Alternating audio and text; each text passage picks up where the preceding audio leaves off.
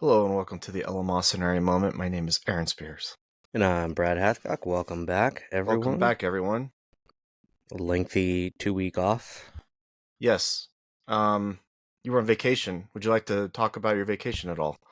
I was on vacation, yes. I made a trip down to Florida and drove down because I don't like flying and stopped in Savannah, Georgia on the way down, which is a pretty cool town. I know you said it's one of the greatest small towns in America. I think so. I have to agree, it's pretty cool. It's very like the architecture is like very interesting for like a I guess what people would call a city, even though I think it's a town. Um, but it's really cool spot. I mean, lots of great places to eat. There's good stuff to see. We went to the Prohibition Museum, which was actually pretty cool. Minus the fact that they basically decided to implement income tax because of prohibition to offset the cost because I think distillers and brewers at the time paid about 40% of all taxes or something like that. Mm, So since they were getting rid of prohibition, they were eliminating 40% of the tax base, so they implemented the income tax. yeah. And I also learned that tipping was basically started during prohibition because prior to prohibition, it was considered disrespectful to tip waiters and waitresses and staff and stuff like that I didn't know that. because it was viewed that the proprietor was not able to afford their own staff. Um, so it was kind of seen as like disrespectful to think that they couldn't afford their own employees. So they did So not allow tipping. that's a very American thing, then, I guess. Yeah, I mean, so during obviously during Prohibition and the Great Depression and everything like that, they allowed tipping because they could not actually afford their employees and staff. So they ended up having to change their kind of status on that just to actually afford their employees. And now we still Huh. have tipping today because of that. But yeah, I guess that's why you pretty much go anywhere in the world and they don't really tip. No, I guess in Europe, like they don't really allow tipping, at least in most senses. So It's not socially acceptable, at least, no. if not So outright that banned. was so that was an interesting experience down in Savannah. We were only there one night. And we've talked multiple times, me and my wife, about going back and doing like a long weekend there because it just seems like a pretty neat town to hang out in for a little while. Yeah. Um, and then we were next morning off on about 4.5 hours to Orlando and went to Disney. So that we got there on Saturday. Um, It looked like you were yeah, having the worst time of your life in all those pictures. well, that's just naturally what my face looks like. No, you look like you Like, were having a good time. I know you had to hate ride a bunch of awesome Disneyland rides and so I don't necessarily like Disney, okay, but I'm just not a generally excitable person. So like in what? pictures, you don't see me all like gung ho and like super happy or anything like that. But I've said this: the food and the drink down in Disney are incredible. Um, so we were walking around, drinking, having all types of delicious cocktails I and think beers. every cocktail has it is glowing apparently. Usually, so one of the things that I do when I go, and I started this last time, was any drink that comes with like a free souvenir, that's the one I'm gonna get. So that my all my souvenirs from Disney are alcohol related. Um, So on brand. it's definitely on brand. But I will say this time there was not nearly as many drinks as you could get. They cut you Where it off? was no, it's just like there wasn't as many ones that had souvenirs. Mm, So that was a little disappointing, I guess, you had from to do that old perspective. fashioned drinking. Yeah, but I don't have it all like sitting around me or anything, but one was like a shot glass that changes colors and flashes and shit. Some were these like faux ice cubes that they give you that change color. Um, One was like this like moonshine lemonade drink, And here, my wife's handing me a few of these. So there was like a moonshine lemonade drink that came in like a bottle with a straw on it that had a koozie around it, which was real interesting. So this is from Jelly Rolls, which is a dueling piano bar. And I don't Listeners, know, this is just, it's a shot glass with like yeah, it's a glowy on the bottom of it. Oh, oh, there there it it is. goes. It went and then it didn't Oh, go. oh, Yeah, it's party. like pitch black and or it's like dark in the bar, so you just see these things like floating around, which is pretty funny. Here's one of those like ice cubes. That's really cool. Yeah, and you can actually change the color on them and shit too. I think. Yeah, see, now it's That's neat. purple. You can't really see it on screen. So I got a couple of those. They actually have different shapes. So like this one Ah, actually is shaped like an ice cube, whereas this one's shaped just like a cube. cool. Um, some drinks give off these like little ducks. So I have a couple of those. Well, as a jerp I, enthusiast, you should have rubber ducks, I hear. yes, rubber duckies are supposed to be the thing.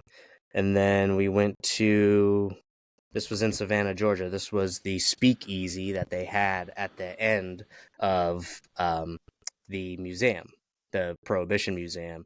And they had some killer cocktails and stuff there. So they had these old Oh, matchbooks. I So I miss got myself those. a couple matchbooks. And then I took this little cup from the boathouse. Wait, what is in that? Oh, that's all the ducks, Oh, matchbooks. You know, it's basically the vessel for all of my souvenirs.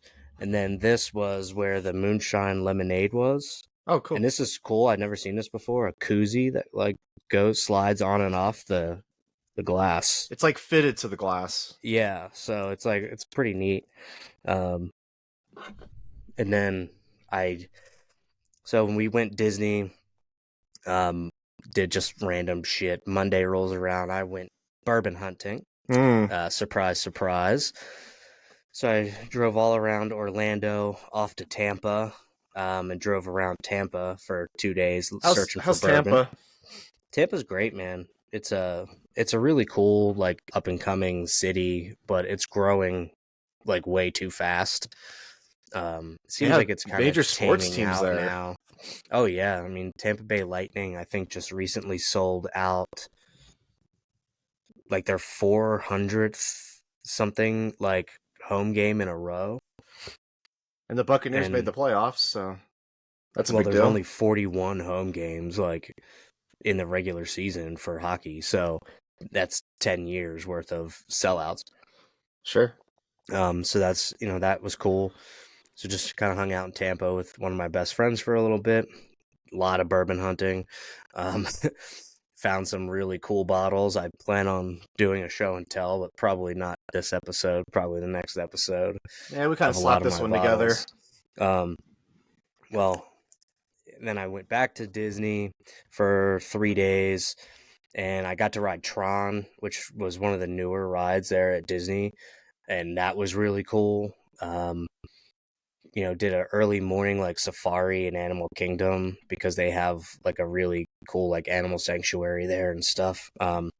So that was neat. I got some really good pictures from that. And then we rode this thing called Dinosaur. It's like a car based ride. It's not like a roller coaster, but you know, They have these like little some like a they're like thrill ride, yeah, but they're like not. little ride carts, but then they're like not attached to a rail per se. They're like Yeah, on wheels. and they kind of do like a little drop, but it's not more than 5 feet. So it's not like something crazy, like a roller coaster would be. And that's closing permanently because they're replacing it with some Indiana Jones ride. Um, and they're kind of like changing part of that park to be like South Africa or something like that. Um, What a great idea. for like Indiana Jones land or something like that. Um, we did that. I mean, again, Tron was super cool. We did what they call a rope drop on that one, where you basically get to the line, like, and they literally have it like roped off because it's not open yet. And then they drop the rope and everybody just like sprints as fast as they can, like to try to get to the front of the line. That's so And cringy. everyone in my group is like, you got to be ready. You got to, I was like, I'm not running anywhere. It's like, I'm not running. I said, I will walk at a higher rate of speed, but I am not running.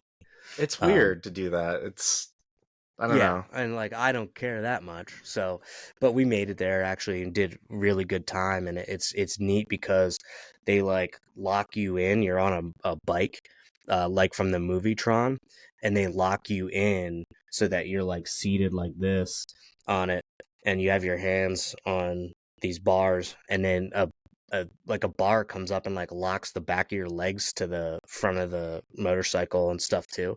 So it's like in the movie you become part of the bike in Tron when you get on a motorcycle in Tron, and so they kind of simulate it that way. Some nerds would refer to it as a light cycle. Yeah, sure, but Um, it's the ride is only like a minute and a half long, yeah. and the wait is consistently like 2 hours. So Um, one of my like little hobbies is I like to watch construction progress of theme parks. So I was like well aware of how the Tron ride was designed just by like I don't know watching YouTube videos over the years. I do it for every park. I don't know why. I just like looking at the logistics of building a theme park out. yeah, Um, so like I almost know more about the rides without having ever ridden them than maybe you did going oh, in. I guarantee you do.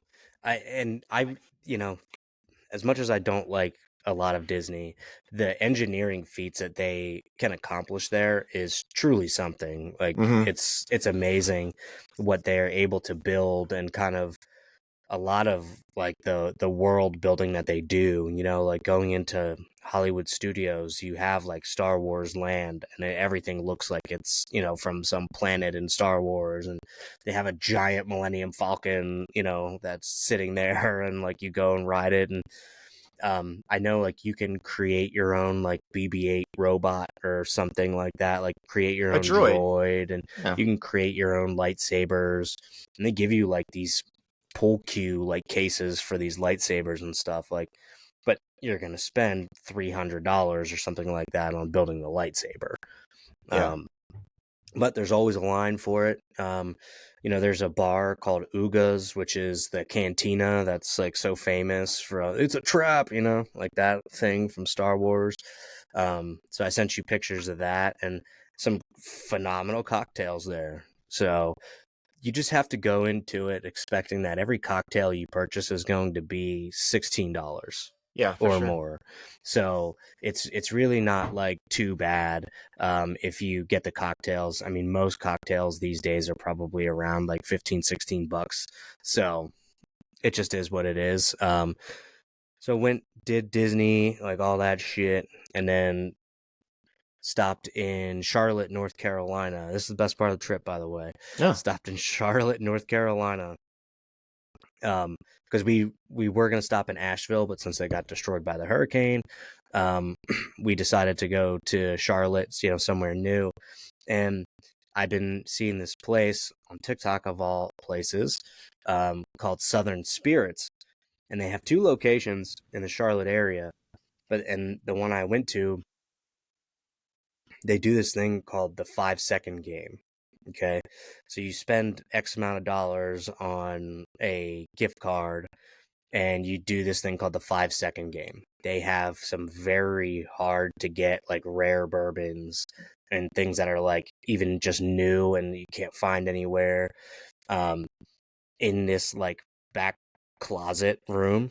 Okay. So it's probably like a 8 by 10 room, maybe like a 10 by 10 room, and they have multiple shelves, and they just put bottles almost like randomly on these shelves, and you go up. There's a spin thing, so you have to like spin it like Wheel of Fortune, and there's anywhere between 5 and 9 seconds on there, nine being the most, and you get two spins. So the first one I hit 5 seconds, which is the minimum, so it's like standard. And then the second one I got was 8 seconds. Um, and it's so weird because like they had the bottles out in the front where you could see what was available in that room. And so like I picked out the bottles that I was like, okay, if I walk out of here with that, I did my job and I'm like happy. So I'm like sitting there studying the bottles. My wife is like timing me for 5 seconds. I'm like I had my back to like an aisle of like vodka, something I'm not buying, and she was like, "Okay, now go." And I would like turn around and run through the aisle for like 5 seconds and make sure that I had my hand on a bottle. Because at the end of the time, you have to have your hand on a bottle or you get nothing. So like you could spend all this money and then get nothing. Oof. Okay, it was not cheap, I'll tell you what. So I spin, I get 8 seconds, and the guys that were like back there helping, they were cheering. They were like, "Yes, like that's so good." 8 seconds, like 9 is the best. So like they're sitting like, "Okay, we'll count you down," and then you open the door and like you just start like frantically like looking. Um, and so I was like standing in front of the door going like this. Like pretending like I was getting ready to sprint and like practicing my sprint. And so they were laughing, and that door opens up, and I'm telling you, 5 seconds does go quick, but you do have time. Like it's so weird to think like you think of 5 seconds as it's a blip, right? But you do actually have time. It's a lot slower than you think, but it is also fast. So I had 8 seconds. By the fifth second, I had my hand on a bottle, and I saw literally out of the 5 bottles I was willing to take, like all 5 of them were there. And at second 4 or 5, I had my hand on one that I was like, if I get this, I'm happy. And I had to sit there and think, do I grab a different one? You only get Because all one. the yeah, exactly. But like all the ones they said, like if you have your hand on it and you still have time, you can pick a different bottle. And but they were like, make sure you have your hand on a bottle, because they had a guy go in that had 18 seconds, because they do occasionally like some kind of like specials or whatever. 18 seconds, and he came away with nothing. Dang, that sucks. Yeah, that's how stupid people are. So I made sure that I had my hand on a bottle, and I actually had time to think, is this the one I definitely want to walk away with, or do I want to grab a different one? And it's called Penelope Havana. It's bourbon finished in rum casks that are then finished in maple syrup casks. Um, so it has like a rum, like sweet maple kind of like finish to it. Um, You it's called it supposed to be pretty Penelope good. Vanilla? No, it's called Havana. Oh, Penelope Havana. Yeah. So again, it's finished in like these rum casks and stuff, and I haven't even opened it yet, but I got that bottle. It's one of the harder bottles to find right now, for bourbon collectors in Pennsylvania. I can't even tell you it's ever actually reached a Pennsylvania liquor store. Um, I Cool don't know that bottle. for sure, but yeah, it's a cool bottle and everything. I'm looking forward to it. But then I had to spend the rest of the gift card, so I went through and picked a bunch of bottles that like were actually still on my list. They were like second tier on like the list of bottles that I wanted, and I still got a couple of them. So it actually worked out in my favor, I guess, to do it that way. Um, I could have walked away from them, but I was like, I have to play this game. Like I've been seeing it all the time, and I really want one of those bottles, so I just went for it, and it was great. Um, and then we hung out in Charlotte the rest of the night, went to some cool place to eat. But then I woke up on Sunday and I was like feeling like shit. And I've been sick ever since. And this is like, I think yesterday, or even maybe it was Friday. It was like the first day where I actually felt like I could do something that wasn't just sitting on the couch. Wow. Well, we here at the Ellen Monster Moment podcast are very happy to have you back on your feet after your trip. The staff has been Well, talking I'm about it all week. happy. Glad to be back. um, cool. Well, there's no news to talk about, so there's nothing else to talk None. about. No. I don't know if you want to get into any of it. I wouldn't know where to begin. I suppose Doge. Everything's fast and furious these days. Yeah, it's really been a wild ride, to say the Well, least. so I guess where I would like to start with the Doge thing, okay? Obviously, they went after USAID, That was a and good first target, by the way. that was a great first target. And I guess people are thinking that it was done on purpose because Trump signed that executive order, um, basically Freezing like everything. yeah, freezing like all funding.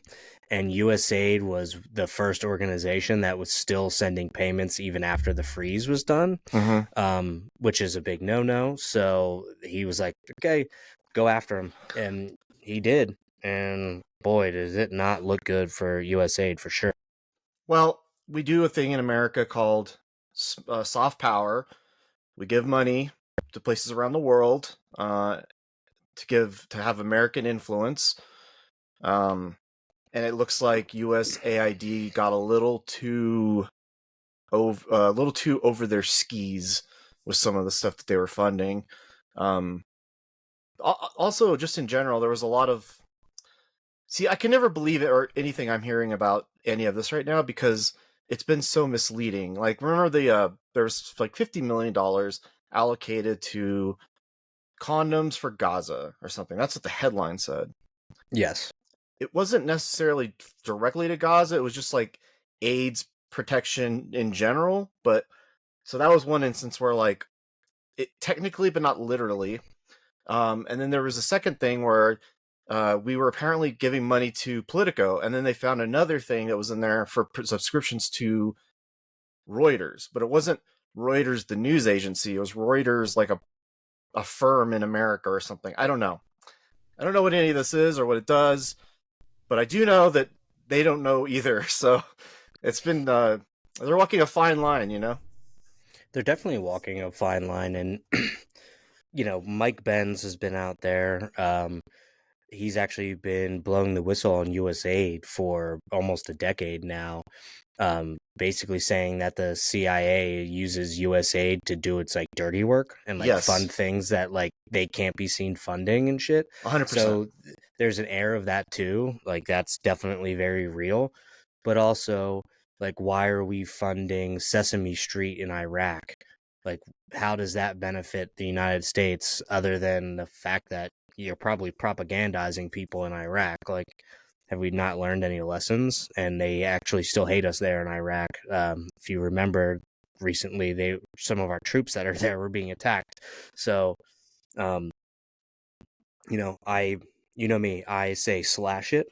I think right now, coming from, and I don't identify as a libertarian anymore for sure, but coming from that sect of the fiscal responsibility, government irresponsibility, and everything really, Doge is doing the work that like libertarians have wanted to see for decades. And I think right now, the Libertarian Party has to probably be the most happy party with what Trump has been doing so far. Yeah, I mean, if you're going to get rid of like EV mandates, things like that, you'll hear no argument from me on it. Um, I but then there's other stuff where it's not a scalpel, it's a sledgehammer, like I said in our group chat, and it's not it's not the best way I think to do it. I think both Ronald Reagan and Al Gore did it better because this has happened before in the past. Just Um, say it. Just say it. what am I going to say? Say the pussy thing. It's mean. It's mean to No, do all of no, this. No, it's no. mean. Well, no. What I'm saying is like there's so Elon Musk is in the White House and he says we're being transparent. We have a website, and I was like, I didn't know they had a website, so I went and looked at the website. There wasn't anything on there. It just said we're going to update it by Valentine's Day. So I was like, okay, well they're not being transparent. Then you got these I think four or But five. I would have to say that that's not true, right? Uh, they're very active on X, I obviously, I checked today. It's not as transparent as you and think. they put a lot of what they're finding out on X. They are finding stuff, but the problem that I want to Is it get to, everything? No. well, it's the easy stuff, right? It's like the stuff you and I It's hate, the most egregious, I would say, like items is what they're targeting. like political pro subscriptions. Like that seems on its face absurd to me. But then you get to like the nuclear people. There were like 500 people, and they just like cut them loose. And I don't know what they do, right? Like I don't have no idea. So nobody else does either. You fire these people, and then they're like, oh shit, we got to rehire all these people back. because we need them for this specific thing. And it's like, well, that's the risk of doing it this way. You can't just, you could go into an agency and say, look, we could probably automate your time cards using AI or something like that, and that would be like a sensible thing. You can't just go into an agency and go like, I'm going to fire all of you because you're all government fraud, waste, and abuse, because then you have to bring them back, and there's just a lot of like weirdness going on with it. Like, you got to be careful. But most of them can go. I mean, like the whole the whole buyout thing, which you said is not a buyout, but it Not seems like it most technically. definitely is, right? They'll pay you through the end of the fiscal year, 8 months. but we don't have an appropriations bill for that. So it's actually Sure. So that's what a lot of the pushback really is does Trump have the power to change appropriations from Congress for where money is supposed to go? no, well, no, Not technically. he can't change what the money's for, but he can spend it however he wants. That's the thing that's dangerous for Democrats, is they're acting like this is a constitutional crisis. That's the words they've been using all week. And Oh yeah, they're big on it. they're you're telling the president of the United States, who was elected, that he doesn't have the right to do what he's doing, which is auditing his agencies that fall under his purview. It just doesn't, it's not a logical argument. I don't agree with how he's doing it, but that's not, he chose to do it this way, and they can't complain. So for me, you said you should do it with a scalpel. I say no. I say you have to go with the sledgehammer. And here's why. The US government has been doing this for over 50 years, right? We've just seen deficit, deficit, deficit, deficit, deficit. You know, we've just been debt, debt, debt, debt, debt. And it's gotten especially worse in the last 20 years, I would say, because we had, 9/11, we had, every time there's a crisis, the U.S. government decides it's okay to spend $2 trillion more a year, and they never fucking roll that back, ever. Okay, so they've just consistently started spending more and more and more money over the last 50 years. They don't know how to stop. They have no clue. They have no desire to stop spending that money, because everybody gets something for their constituency, or they're just blowing that money overseas on stupid foreign aid shit, or like stuff that doesn't matter. It doesn't matter. They don't know how to stop the corruption and the overspending and all the shit. You have to teach them a lesson that this cannot happen anymore. The reason this is a crisis is not from a constitutional perspective. It's to stave off economic collapse of the United States dollar. But Full stop. You know what else will do that? Fucking tariffs. I mean, there's no logic to it. If you came to me and you said, look, the Department of Education, we should probably slide it under a different thing or whatever. So we're gonna move these things that they do that are actually matter, I guess. And then we're just gonna gut the agency. Okay, you got me there.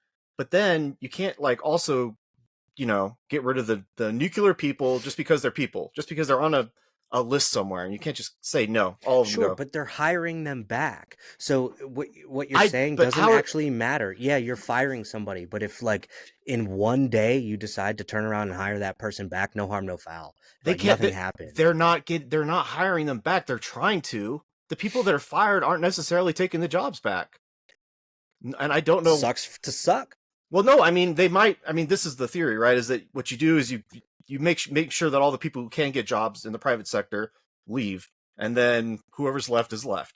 And that's possibly what happened here. I mean, these are like scientists and shit. I don't know what they do, again, but neither does Elon Musk. He's just going in there. But it doesn't matter. Like I said, if your options are total economic collapse in the United States, which we've seen what happens to countries like Greece and other shit when that kind of stuff happens. And you and I have actually been talking about this for quite a while, with the US dollar growing weaker and weaker constantly. Obviously like BRICS and everything that's coming through. Just the US dollar is terrible right now. And the only way to fix that is is to stave off economic collapse in the United States. But if you fire a scientist in a department, that's not going to stave off economic collapse. You have to go after Social Security and Medicare. No, not just they're going to. Don't get me wrong. They're going to. They already found that there was like 100 people or something like that. I know definitely it was like 12 people that they found were getting Social Security checks that would be 150 years old today. Yeah. There's nobody alive that is 150 years old. They've just been paying the bills. Right. So while that is a small amount of money, I'm sure over time, like it mounts up.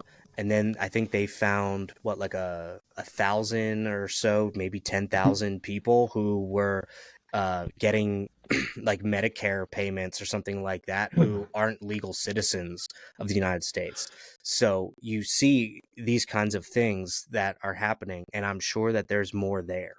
I think it's good to. I think it's good to do that. Yes, you have to do all this other stuff, okay? It's an audit, basically. People need to stop freaking out. The U.S. government should be audited. The Pentagon has been audited 7 times, and it's failed at every fucking time. Like, this is something that has to be done, and nobody in the last 50 years has had the balls to do it. Rand Paul talked about this shit all the time, all the wasteful government spending, where we spent like $1 million seeing if hummingbirds like cocaine and different shit like that. Like, who cares about any of that? Nobody's going to argue with you on that. Nobody will. I guarantee you people will. Well, I don't know who, but guarantee you. I couldn't strongman it if I wanted to. Anyone who doesn't like Trump is going to argue against all of this shit, regardless of what it's actually funding. Well, I think that it's happening so fast that it's just going to take us a while to kind of learn what they found. And now I'm not satisfied with what they found, per se. Excuse me. So some people were saying that, like, well, it's too fast. It's too fast. Like, it's happening too fast. And it's like, Trump even said it has to be fast. He said, when you're capturing people who are corrupt, they know how to cover their corruption. He's like, so they're going to start covering it up and getting rid of files and like all this other shit, right? Yeah. So not shockingly enough, now that they started really axing a lot of federal employees too, because USAID went from like 10,000 employees to 294. Okay. That's phenomenal. So you literally found that 9,700 people had wasteful jobs. Yeah, I mean, so you got rid of them all. If your job is to ship condoms over to Africa, maybe that's a good program, maybe it's not. But if that's your only job, then I guess that's just the way it goes. There's no real world skills in that. I mean, not really. I mean, I guess you can go work for like Durex or something like that. I don't see these people are like, I don't think they're like unemployable bureaucrats. I mean, they probably can get work in the private sector, I would imagine. But when you said that the people are covering their tracks, there's a lot of people in the DC area, and like I told you many times on this podcast, your issues are in DC, and that's where you got to go. And they're Googling searches for like overseas bank accounts, Swedish bank or No, Switzerland. Swedish bank or Swiss bank accounts. Swiss bank accounts. There's been a 400% increase for defense lawyers in the DC area. Supposedly, a bunch of houses like overnight popped up for sale in the DC area, and the average price has dropped like almost $100,000 for a house or something like that. Yeah, I mean, it's crazy shit. Like, people are Googling how to, like, it was like, what's that thing that Hillary Clinton used, like the bleach bit or something like that. I think you got it. To like get rid of their servers, like all the info on their servers and their iPhones and shit. So people are Googling all this stuff now. And why? Exactly. Why? We all know why.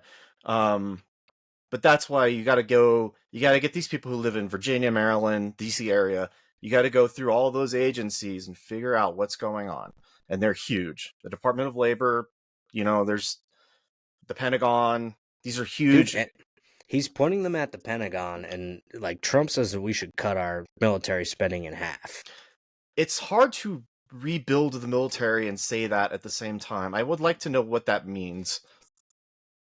So supposedly they want to, like, we're still spending money on like maintaining like old guns and like equipment and stuff Oh that yeah. like we probably don't even really use. So it's like he wants to cut that for sure.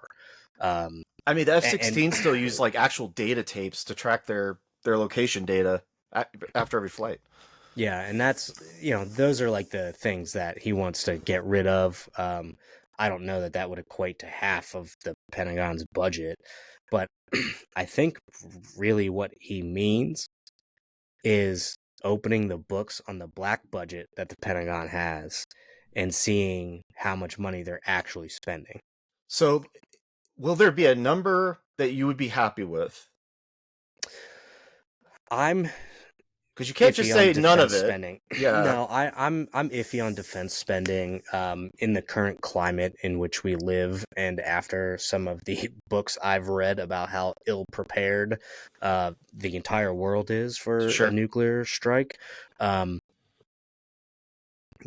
mind changes on that kind of stuff. So I'm not necessarily, although I've since changed my tune. I am now an American imperialist. I All right, used to Andrew be Jackson. anti-war, but now, as you've heard me say on this podcast, we need to invade Mexico and Canada. Brad McKinley. just annex the shit out of it. Go in there, get Greenland. Why not? The Greenland thing, I'm like fully behind. It completely makes sense to me. We should invade Ukraine. Like we want their resources and stuff. They're already fighting one war. They can't fight another one. Well, just walk right in there and then be like, "What you gonna do, Russia? What you gonna do?" You might get now your an American wish. territory. I mean, it won't be like that, but we should. Okay, so let's just wrap up the Doge thing by saying, because we got to talk about Ukraine. You take the sledgehammer to the Department of Education, scalpel the DoD. Yeah, that's I do agree with that. Like, a lot of people are really bitching about this Department of Education thing, but like even Bill Maher said, he was like, I can't fucking tell you one thing that Department of Education does. Nobody knows. Okay. Nobody knows. Nobody really knows. All it really is like a $800 billion bureaucratic nonsense. It's a go-between between the federal government and the states. If you just returned all of that money, okay, and if you, people love equity, right? If you equitably distribute that $800 billion or whatever it is to every single school, not district, not county, nothing. Every single school individually would get about an additional $3 million a year in funding. $3 million. And that's per school, not per district. Okay. My school district here seems to run at about $10 million deficit here, or whatever. They're like under or over $10 million, whatever. But there's also like, I don't know, 8 schools in the district. So that would pull them out of debt immediately. So do that. Well, and you could cancel procurement programs. I don't think people realize how long it takes to procure something in the federal government, specifically when it comes to like aircraft and tanks and things like this. These are like 5-year cycles. It's law. It's in the law, and they're going to go after the law. They're going to go after the federal acquisition regulations, because those things are big and they're full of bureaucracy. And sure, you could probably cut some of that back as well. I mean, I'm not opposed to that. I also learned apparently that Joe Biden grew the federal workforce by, I think, 43% in his 4 years. So it was like 2.1 all the way up to 3 million. And I was like, wow, is that DEI? Is it like a lot of jobs just DEI that they created? I guess. I mean, they had an entire department on it. Like, I think every agency has a department on that. When Trump decided to just like write that executive order, like that DEI overnight is dead. Like he basically said, look, you have to shut down these departments by 5 p.m. tomorrow. Yeah. And dude, I mean, Disney dropped 2 of its like DEI initiatives.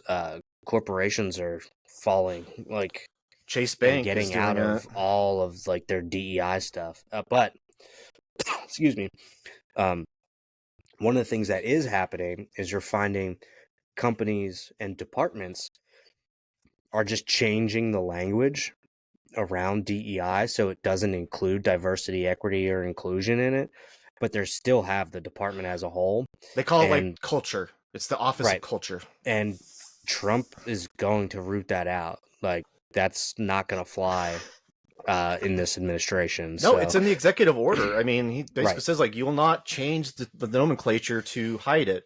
And I think the whole thing that's stupid about this, by the way, is the fact that as soon as the Democrat gets in, probably the next election, it's all going to be undone, and we're just going to redo this, like relitigate this thing over well, again. I it's guess like a I don't know. 20-year cycle. Like I said, Reagan and Clinton.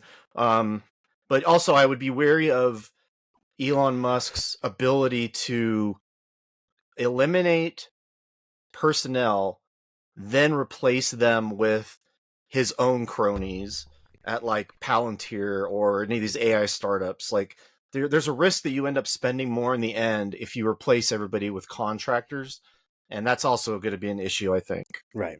So before we finish this off, okay, Okay, sure. I found this article, and I think this will actually sum this up kind of nicely on why a lot of these people don't have fucking jobs anymore. Hit me, buddy. So the article came out yesterday. Trump offered them a buyout. Here's why they took it. They picked like 5 people. I don't know why they picked them, of all people. This is a unicorn job for this person out of Fresno, California. They accepted the buyout because he heard that the program he works for at the IRS, checking compliance with fuel tax laws, would be eliminated. What? Exactly. He says, I love my job. I get to make my own schedule and find the people and businesses I audit for tax compliance. I get a government vehicle and I travel all the time. This is a unicorn job. These people do not do themselves any favors when they either go protest or tell their stories. Nope. Get the fuck out of here. This guy took his buyout because he was going to retire anyway. He's 62, and he just figured, why not go ahead and take it? I get a vacation for 7 or 8 months, and then I'm retired. It seems reasonable, right? Suppose. This lady says it was a really hard decision. She's from Maryland, who works on contracts at a naval base, called taking the buyout a really hard decision. She spent many days in tears. You didn't have to take it, lady. But she accepted the offer because she's worried about getting laid off eventually and was unable to get into the office 5 days a week as Trump ordered because she's a single mother to a 10-year-old and couldn't be at the office by 8:30 a.m. and drop her son off at school at the same time. Take a bus. Problem solved. Get your ass back to the office. This guy just says, we truly care. So he was commuting from Lafayette, Indiana to DC like a couple of days a week at his own expense, which that seems weird. ridiculous. That seems ridiculous. He said he was 63, would have been willing to make that commute for several more years, but can't do it for 5 years. So he left because he can't do the commute. That's a real weird case, though. That's a that's a weird case, but that's what I mean. Is like how are they getting these people? Like this person said that they felt like they were losing a career. Let's see, what was his job? His wife lost her job. Let's see, they were weighing despite being. What did he do? I don't even think it said what he was doing. It's just overall like. But this guy basically left because during COVID he relocated outside of DC and now he has to come back and he's like, I don't want to come back. These people all knew that was always going to be a possibility. It was never a permanent thing, and now we're finding out. Right. So get fucked is what I'm saying. You have to be a responsible adult, and if you can't make those decisions for yourself, you have to plan for the unexpected. So, all right. let's move on to the Ukraine situation because that's moving really quick too. Apparently, Trump met with Putin about an hour and a half phone call. Met with Xi Jinping, and I guess he said something that I thought was a little not cool, which was like he was gonna inform Zelensky of the conversation, and it's like you I think there's this fear that Ukraine's not going to be at the negotiating table. Are you got thoughts on that? So, I mean, technically, like Israel wasn't really at the negotiating table in certain aspects early on with that war. I don't know. I mean, now it's different, but um, I we're funding you entirely. Like, we're funding your economy, we're funding your war effort. That's Trump's call. I mean, I think it's wrong. Sure, he should be able to say something, but Trump has already said NATO's off the table. He said returning to anything pre-2014 is off the table. Well, he couldn't do that. So, no. They're never getting Crimea back. It's never going to happen. But what's going to happen? Why throw out the NATO thing though? Why? That's a card in your hand. Why do you throw that out immediately before negotiations? That seems stupid. No, Putin took that off the table. He said Ukraine can never be part of NATO. He's been saying that. Who cares what Putin says, though? He's been saying. So this has been my fucking argument to you since the beginning. Okay, there were lines that were drawn. Okay, and there was an agreement between Russia and like NATO and the United States about expansion.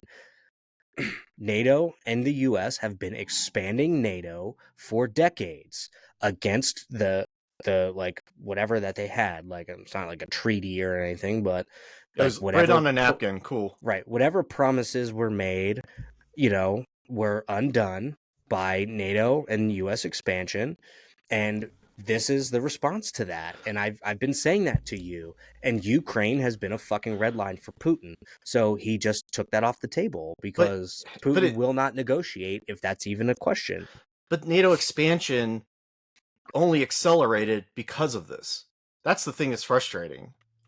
Technically, yeah, because Sweden and Finland, I think, right, like decided that now they want to be in. And well, it's a huge problem because, look, I know what's going to happen. I think you know what's going to happen.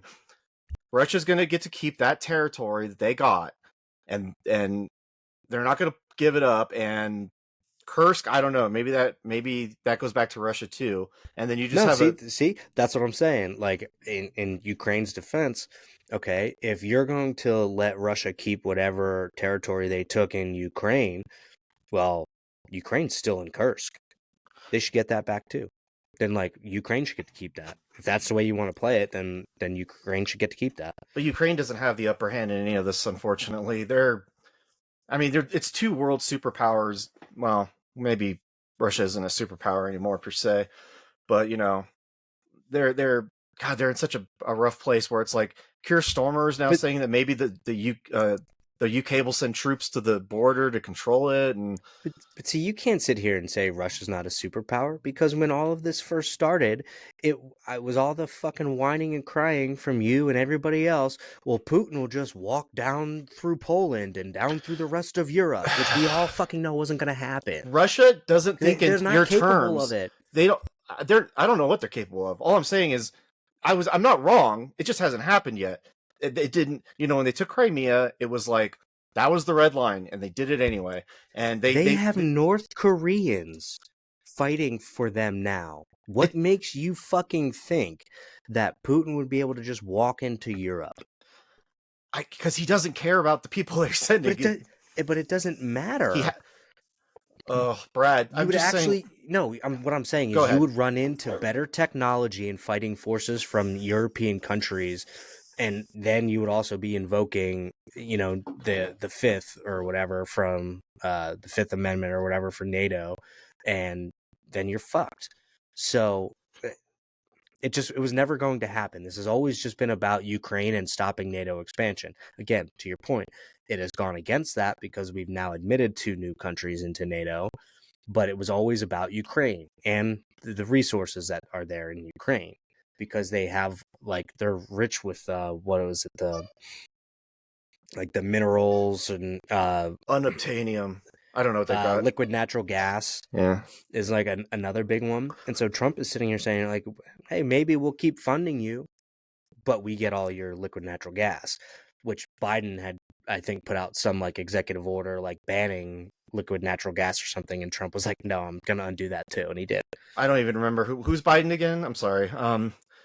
Yeah, the issue here is that Putin doesn't think in short term. He thinks in like 10-year chunks.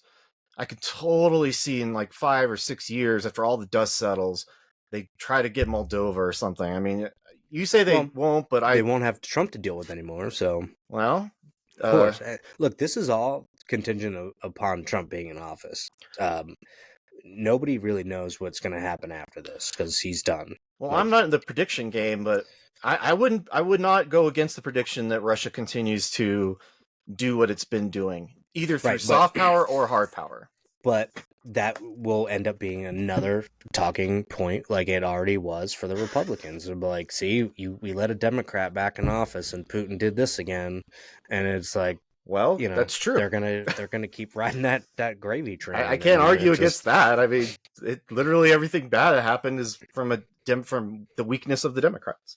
I mean, it happened under Obama with Crimea Syria in 2014. Don't forget the Red Line. Like, all this shit. So, I mean, October 7th too, like happened under the Biden administration. Yeah, I want to talk about that maybe a little. It's all bad news. We should probably talk about Israel as well, because the hostage negotiations they're happening. They've been releasing them, but I'll tell you what, the girls they released first, they looked bad, and there's a reason why they came out first, because everybody since has looked horrible. They come out and they look gaunt. They've been starved, beaten, tortured, and now that they're starting to release more of these hostages and that those deals keep going through, I guess they're finding out how bad it really was. I mean, they lived in a fucking dirt tunnel for like a year. Yeah. And now we are getting. Trump did something weird.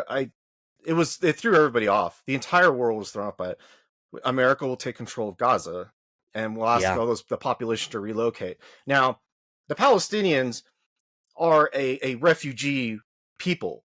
That's a refugee place. Gaza and the cities in it are not permanent. They did not exist. So I think people forget that. And Jordan is like 55% Palestinian. I don't know if you know this. Like, they're a majority Palestinian country. There's no reason why these other countries in the region can't take some of these women and children from that strip. So that kind of pissed me off. I'm like, maybe Trump, maybe that was a good idea to throw that out there and just see what the world thought. But he wants to turn it into like a beach resort. He called it the Riviera of the Gaz-a-Lago. And I like that. Yeah, sure. You could rebuild it again. They've done it.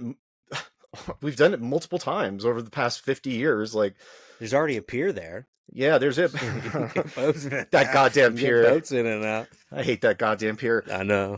It's going to come back to haunt you forever. You can't do it again. You can't go through this again. Like, these people don't want peace. They were never going to want a 2-state solution. Everybody else throws that around. They sure as fuck don't want it. Maybe they should move out of that area, and maybe it should be controlled by an American proxy, like an ally or whatever. And yeah, maybe Saudi Arabia rebuilds it. Who knows? But it's an interesting idea. But so if you take all the Palestinians out, and then you make it Gaz-a-Lago or whatever, who's gonna live there? I guess you would be able to come back. So like right now they're doing that with Syria, right? In Europe, a lot of those countries are saying you can go back now because they're still refugees. You can go back now. It's cool. They might do that with the Palestinians. They might go, okay, go take a break, cool your heads for 10 years, and then we'll resettle you once you've like de-radicalized. Because I mean, same thing we did with the Nazis, right? Like, you have to denazify the population. You can't just like ignore that. That's what's been happening in Palestine, in Gaza. They've been right, but the problem is, like, outside of some well-known Hamas members, they don't really have a way of like determining who's been radicalized. I mean, the the ages of people there are very young. So you would have to consider most of them to probably be radicalized at that point, I right? guess most of the youth in Germany after the war, they were Nazified. We did it for them. You're right. I don't know. How do you find out who's radical and who's not? I would assume the entire Exactly. population is. Yeah. So I don't So know.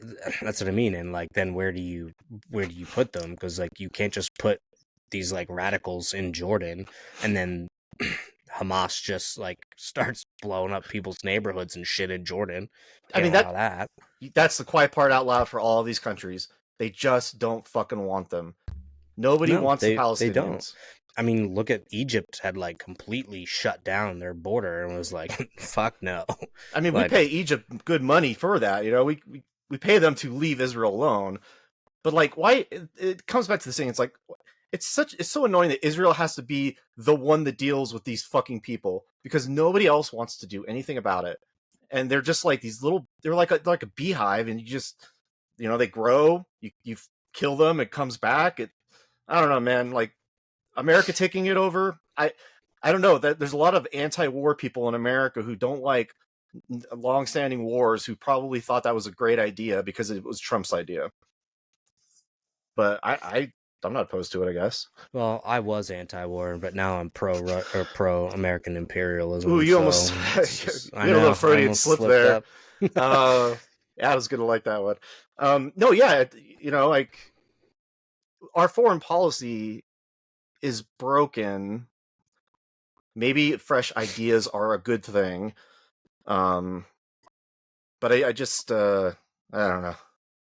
I think it's interesting, like, I mean, this goes back to Ukraine, really, but like, even Keir Starmer is saying, like, no, NATO's still on the table for Ukraine and everything else. And it's like, NATO typically goes as the U.S. goes. I don't know if he's aware of that, because they don't meet their commitments the way that the U.S. does. Oh, okay. So JD So, Vance made a speech in Germany this week, or guess he oh, wow, did. it's been a long week.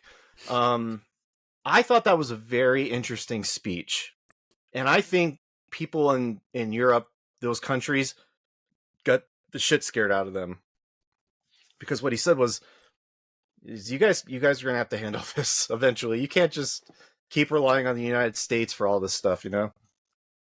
Yeah, which I think is smart. Like, that's what I want to see, right? Like, I'm okay with funding some of this stuff, but the fact of the matter is, like, these countries just look to the United States to take care of everything. And why should the US taxpayer be on the hook for all this fucking debt that we have when we're not asking for all of this shit? Like, we're not asking to fund all of this shit. Not everybody is, right? So like, why do our taxpayer dollars have to go to funding all of this? Like, because other countries won't do it or can't do it or whatever. Well, get the fuck over it now. Like, this is in your backyard, not ours. I mean, yeah, and that speech was basically like, you need to start doing it today. And there are countries that have already started. Poland, I think France, I think to an Yeah, they extent the started United Kingdom. increasing like their GDP percentage or whatever for funding NATO. Yeah, and these countries, you know, it's time. It's the post World War II order has been upended, and we're moving into a new era. I don't know if it's good or bad that the United States is, doing what we're doing, but we have a president, an election every 4 years, and things change, and Europe needs to start planning for us not being consistent But anymore. see, that's a good thing. Like, Us being we just consistent, I would prefer, but we don't do that. So okay, so it's look not at it this perfect. way, right? This kind of brings the whole thing full circle because we talked very early about economic collapse and why this whole Doge thing needs to happen. If the US collapses economically, and obviously, what we've talked about with like empire collapses after 250 years, which is coming up next year, um, you then can't help anybody, We don't have the money. Like, what if we hit another like 20-year like Great Depression kind of style thing because of all the debt and everything? Like, you know, you're seeing states want to secede from the United States now because of Trump. Like, it's dumb shit, but like, it's not off the table. Like, that could happen someday. You know, states talk about it all the time. Texas has been talking about it since its inception. Really, it's like, oh fuck, California that, too, in a way. I mean, right? So I think Illinois, like now, like randomly, like come on. I mean, the What movie do you have? Civil Crime. War. You have crime. That's what you have. You have crime.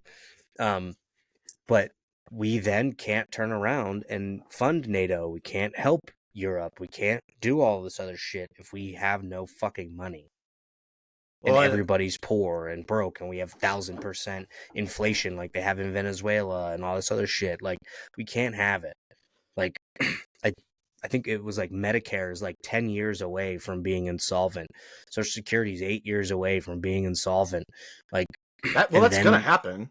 Right. But then they're going to turn around and have to like fund these programs. There's ways of fixing it if they go about it now with the sledgehammer, and they can fix all of these things. Like I said, the Department of Education, if you just eliminated it and equitably distributed all of that money, almost all of these school districts probably wouldn't be broke.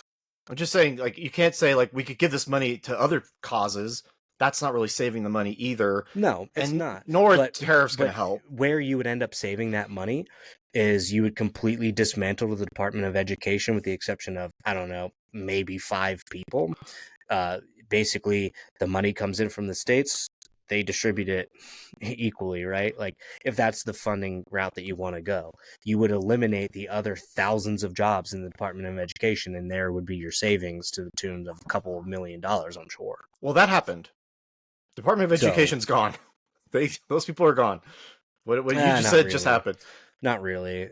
That's getting blocked, obviously, because the Department of Education has at least, I believe, been codified into law by Congress, whereas USAID was actually started by an executive order to begin with, and I don't think it was ever codified into a law by Congress. Yeah. So Trump can dismantle USAID all he wants by executive order because it was instituted by an executive order, and you can rescind executive orders being the president at any time. So I mean, a lot of it was probably good, and whatever was good is going under the State Department now. So right, and we're done. Right, and that's the thing is like anything that is good, you can just put into another department and like figure it out. But this has to happen, and otherwise, we can't help fund anything else in the rest of the world. And anything else in the rest of the world, like I think Trump said the other day, and I don't know if this is true or not, but like we subsidize Canada with like $200 million a year. Like, they're not a state. Why would you subsidize another country? That stuff is weird because we never knew. I never knew. Right. So why, like, and he's right. Why would we do that? And then he said, I was talking to Governor Trudeau the other day, which is great. He's such a troll. Yeah. You have to love that stuff because in our group chat, there's no good faith arguments whatsoever. Like, we're all just mean and shitty to each other, and we all find it funny. So you have to find it funny that he's just a giant dickhead. For the purposes of this podcast and our professionalism, I will say that I don't necessarily like that the United States is antagonizing like our literal ally to the north. Like, I do, because what are they going to fucking do about it? I know. I miss the old ways of doing things, I guess. Well, so, we've been watching the 4 nations face off. It's been great. And, the first 2 games were in not 2 Montreal. Games, I guess it'd be like 4 games, right? We're in Montreal. You had Canada, Finland, or U.S., Finland, Canada, Sweden, and then you had Sweden, Finland, Canada, USA last night. And they've been booing the U.S. national anthem during this, which is all really funny. And people are saying, like, oh, this is upsetting. We shouldn't be booing them and, like, all this other stuff. I don't care. Please boo us. I don't care if they boo us. I want you to boo us. Like we beat you. We're better than you. Like that's just it is what it is. Like I just think that you're Canada. You're like the come on. 51st state thing is just let it go. Can we move on? Why are we doing that? I mean, reform, do whatever you want, but it's not. I don't think it's funny anymore. I think the joke's kind of outplayed itself, and Canada's just the hat of America. That's all. I mean, I'm not saying don't shit on Canada, but Jesus, how long is this going to go on for? I don't know, man, because isn't Trudeau resigning and they're just waiting for, or did he walk that back? He's resigning. I think Pierre Poilievre is probably the next guy. He's a conservative, so interesting, and he's been saying like Trudeau. The problem is like you're not taking any of this seriously. He's like, this is very serious. And dude, there's a lot of problems with the Canadian dollar. There's a lot of problems in Canada in general. I think like $1 US gets you like 80 cents or something Canadian. Like it's not good. Well, and in Canada, that's another cell phone, right? Like their energy policies suck, and maybe it's fine that Trump throws a fireball or two over the border there, but that Pierre guy is not going to take that line down, I don't think. And he will not, no. So it'll be interesting to see what happens from that perspective. Yeah, because Trudeau, you can't kick him when he's down. Trudeau's, he's just a puppet. A Castro kid. Yeah. Well, he's done now. He is, when you have to resign, like, that's bad. I don't know. That's bad. I don't know anything about the Canadian system of government, so I can't really... I shouldn't. You weren't recalled, like nothing. It was people hated your response to the Trump tariff so bad, and you got schooled. Like you literally went to Mar-a-Lago to bend the knee to Trump, and now you have to resign because people are like, "Yeah, fuck you." Well, yeah, he's an embarrassment. But as far as like threatening all these other countries and stuff, it's like, I don't know, man. If you want to get Greenland, you got my support, but maybe don't do it the way you're doing it. Don't like bash Denmark. I mean, I don't know why Denmark owns Greenland to begin with. They don't own it. They say they control something. I don't know. Whatever. Again, what's Denmark gonna do? But that's where, I'm being a good American. If Trump just rolled up 100 tanks into Denmark and a couple F-16s, we could take Greenland tomorrow. Maybe a B-52. That's what I'm saying. What are they gonna do? Nothing. As a good American, we could roll into Greenland, and in under 15 hours, it'll be ours. There's probably a better way to do this whole thing, but whatever. We would take it without firing a shot. We might fight. We might take it. Well, I'm sure by the end of this administration, we will have something agreement over Greenland. I like the idea of Greenland. I think we need Greenland. I've seen enough evidence to support this now. I just really don't like antagonizing everybody in the world and then kissing the ass of like Xi Jinping and stuff. Like, just kind of gross to me. I don't think he's not kissing the ass of Xi Jinping. Oh, what do you mean? He loves these bad authoritarians overseas. He meets with them. He talks with them. He praises them, and then he attacks Denmark. Good leader should meet with enemy leaders. That is called fucking diplomacy, Aaron. We've had this discussion. It was why people are freaking out about fucking Tulsi Gabbard and meeting Assad in Syria. It's diplomacy. Literally, the fucking State Department is supposed to be about diplomacy and sending the head of the State Department out to reach diplomatic ties and that's fine. Ends to conflict diplomatically, not militarily. That's fine. No, you're saying he's kissing his ass. Like every leader's supposed to do that, and you're saying that's a bad thing. And that's what Democrats are doing. They're sitting here saying it's a bad thing to meet with foreign leaders. Like, come on. No, I'm not saying that's what they were trying to do to Tulsi Gabbard, though. Well, I don't want to talk about Tulsi Gabbard. But Confirmed. We don't have to like praise the Red Chinese Communist government for taking a phone call with us. You don't have to do it publicly, at least. I mean, they're an enemy. They're our number one enemy. Sure. Why are we out there saying stuff like that? He's putting tariffs on them. And we'll see how that shakes out. I mean, there's going to be a tariff war. There's going to be a semiconductor war. It's all Tariff coming. war with everybody, dude. He's just tariffing everything. It's great. It's beautiful. Tariffs are a negotiating tactic that works. I get that part of it. I'm not saying that doesn't work. Right. That's what he's doing, and so far it kind of has worked. But I don't know, man. I'm tired. It's been a long news cycle. hey, Democrats are really worried about the price of eggs right now. I saw that. They care about the price of eggs now. Yeah. Well, the Biden administration just killed 20 million chickens for fear of bird flu, so there's your price increase. Bird flu was in geese and ducks, not chickens, so we don't know why he did that. And there's like maybe one known case of animal to human like transmission of bird flu. It's good. Not real. So it's good stuff. We already did this, like the bird flu thing, like years ago. Like before SARS, it was like bird flu, and then like the swine flu. Pig flu, but like, remember swine flu? Like, yeah, of course I do. Come on, like this is just the same old recycled thing, right? At least COVID was like new. COVID was a new one. Wasn't ready for that. But yeah, it's fun. It is funny. I don't know. I guess well, people are freaking out about bird flu, and like it's never been a thing. Like the people that are really freaking out, they're just gonna freak over anything. Those people are unreachable at this point. Well, I mean, that's everyone's crying because RFK got confirmed.